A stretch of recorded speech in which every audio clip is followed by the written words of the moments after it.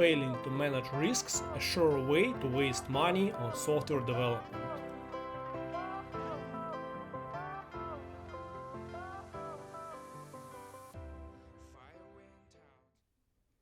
In the last episode, I talked about what to check at the very start of working with a contractor. At the beginning of a project, the contractor should provide a financial plan as well as schedule that includes phases for requirements analysis and architectural planning. The plan should also contain around 10 interim demos where the contractor gives you the chance to click through and evaluate the product in its current state. This approach helps you detect requirements errors and software defects early and keeps the development team focused on consistent productivity instead of just climbing before deadlines. Shout out to all the freelancers.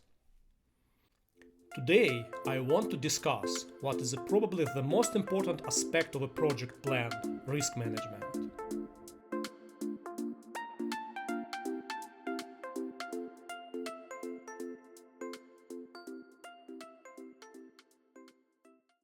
Let me start with a story that happened to me 10 years ago in 2015. We were developing a mobile marketplace app where sellers could post products and buyers could purchase them. The client said a key requirement is to use PayPal as a payment solution. Sir, yes, sir, I replied and got started. We developed for several months, creating login, registration, product search, product listings, cart, and checkout. Finally, in the project's last week, we started integrating PayPal payments, only to discover that PayPal couldn't handle multi-way payments and apply platform fees for purchases simultaneously.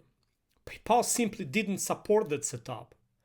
The buyer could add products from different sellers to their cart, but PayPal only offered two modes: multi-way payments, where the buyer sends money to each seller individually, in which case the platform owner doesn't receive a commission, or a single payment with a platform commission which only works for a single seller. Resolving this issue and coordinating with PayPal support took us an entire month, and in the end we had to implement a solution that didn't fully meet the client's payment and commission requirements.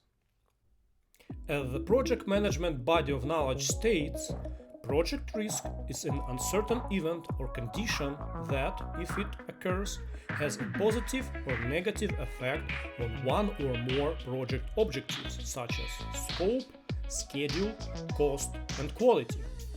A risk may have one or more causes, and if it occurs, it may have one or more impacts.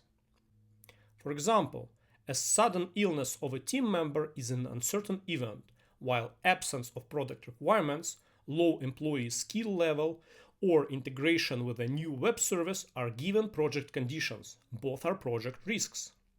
Examples of typical risks include technology components lack stability, legacy components are no longer supported, scope is poorly defined, project team misunderstands requirements, failure to integrate components. In my e-commerce mobile project, we encountered the risk technology component doesn't fit for purpose. In other words, PayPal wasn't suitable for the solution we wanted. Red flag number 1: the absence of any mention of risks in the project plan. Ask your contractor, what threats to the successful completion of the project do you foresee? If the answer is none, then one of two things is true. Either you are working with the world's best development team and this is a dream, so it's time to wake up, or more likely, a problem will occur during the project that negatively affects cost, schedule, or quality. In that case, welcome to the club of people who wasted money on software development. Believe me, I worked with many developers. If risks were not identified and no plan was made to handle them, in 99% of cases, the contractor believed that I, as the client, should bear the losses associated with those risks, whether that means paying for code fixes or covering work done after the project deadline. In my 15 years of working with developers, only once did I hear a developer say, "Vladimir, this is once on me. I'll fix it on my own time this weekend and the product delivery schedule won't be affected." I teared up and wanted to give them a hug. To avoid these conflicts, make sure there is a risk management plan in the project plan and that it specifies who is responsible for each risk. What should a risk management plan include? It should list identified risks, preventive plans or Plan A, contingency plans or Plan B, likelihood of occurrence, potential impact, which party is responsible for each risk. How are risks usually identified? There are several effective methods. The first is to analyze previous project experiences. Experienced developers have dozens of projects under their belts and can probably recount hundreds of setbacks. Ask the developers and managers. Here is the project documentation based on your experience. What risks do you see? The second method is to review a risk catalog. For example, at our company, Design and Test Lab, we have our own risk catalog with dozens of documented risks. We simply go through it and determine which risks are relevant to the current project. The third method is to bring in an outside expert like me, who has their own risk catalog and experience to impartially help you create a risk management plan. Get in touch. My contact info in the description. A risk prevention plan, or Plan A, is a set of actions that, if successfully implemented, prevent the risk from occurring. This reduces the risk probability to zero. For instance, for the risk project team misunderstands requirements, a prevention plan might include team training on the product specifics, providing additional documentation, testing team members' understanding of requirements, and verifying that requirements are complete, consistent, and unambiguous. For my technology component doesn't fit for purpose risk, a plan might have included hiring a PayPal integration expert and conducting a proof of concept payment integration. Just like that, within a week or two of starting the project, we could have known that PayPal wasn't quite right for the desired solution and still had plenty of time to choose another solution. The project budget and timeline would have been saved. A risk contingency plan, or Plan B, is a set of actions that, if successfully implemented, minimize the impact of the risk. For instance, for the risk technology components lack stability, a contingency plan might include allocating additional resources for testing and fixing component errors, purchasing a similar stable component, or avoiding the use of the unstable component altogether. Red flag number 2. Risks are identified, but the project plan doesn't include preventive or contingency actions. In other words, they knew the risk might occur and did nothing about it. Welcome to the club. Vladimir, we have a problem. We identified 20 risks. Does this mean the project is doomed? What should we do? Stay calm.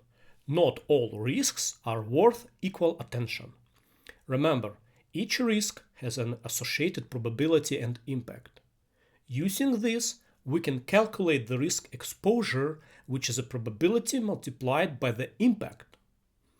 For example, if we have the risk technology components lack stability with a 90% likelihood and an impact of 1 week project delay, then the risk exposure is 80% multiplied by 5 days equals to 4 days.